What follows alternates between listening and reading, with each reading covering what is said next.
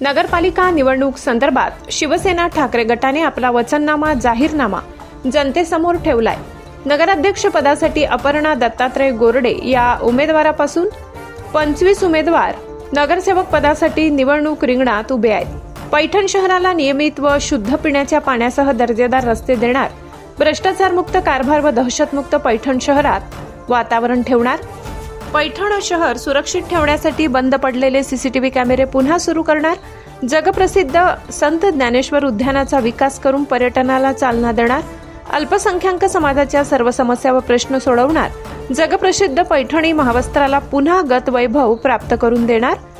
खेळाडूंचे मुख्य आकर्षण असलेल्या स्टेडियमवर सर्व सुविधा उपलब्ध करून देणार, शासकीय दवाखान्यामार्फत संपूर्ण पैठणकरांना आरोग्य सेवा मोफत उपलब्ध करून देणार, स्वच्छ शहर व सुंदर शहरासह रस्त्यांचे सुशोभीकरण करणार, नळपट्टी घरपट्टी माफीसह भूमिगत गटार योजना मार्गे लावणार, अशा प्रकारचा वचननामा व जाहीरनामा शिवसेना ठाकरे गटाकडून पैठणकर जनतेसाठी ठेवण्यात आलाय। 10 न्यूज सह्याद्रीसाठी ब्युरो चीफ शिवाजी गाडे, पैठण, छत्रपती संभाजीनगर।